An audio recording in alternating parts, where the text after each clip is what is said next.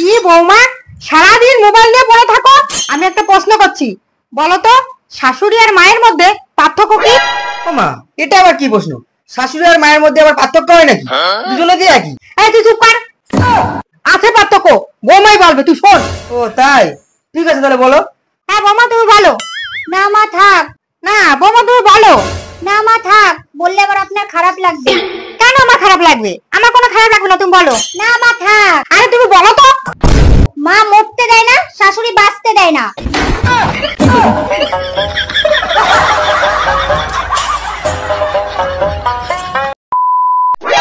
মা, হ্যাঁ বলো।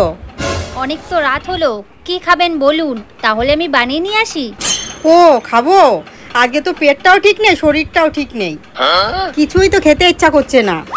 আচ্ছা আচ্ছা। ও বৌমা শোনো, দাঁড়াও।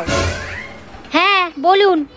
এক কাজ করো, পেটটা তো ভালো নেই, বেশি রুটি বানাতে হবে না, তুমি ওই 7-8টা রুটি বানাও। পেট ঠিক নেই, আবার 7-8টা রুটি খাই। আমি পারি না আর পারি না। বৌমা, এই মোবাইল দেখার চক্করে তুমি কিন্তু সবকিছু ভুলে যাচ্ছ। কেন মা, আমার তো সব কাজ করা হয়ে গেছে, তাহলে আমি কি ভুলে গেছি? আরে তুমি কিছু মনে করে দেখো, তুমি কিন্তু কিছু ভুলে যাচ্ছ। কেন মা, আমি কি আপনার কোনো কাজ করতে ভুলে গেছি তাই বলে না? আরে আমার কোনো কাজ বলোনি, নিচে দেখো নিচে।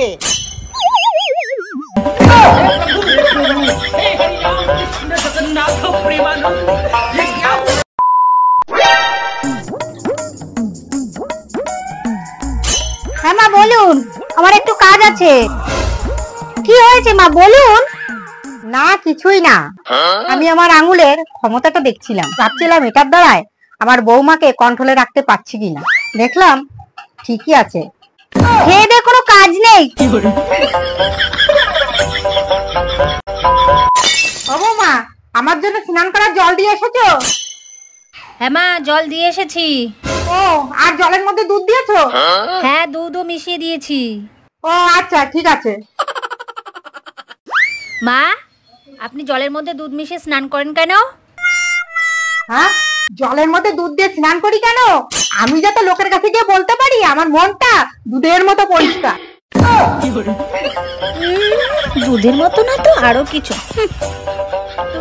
আমি পারি না আর পারি না।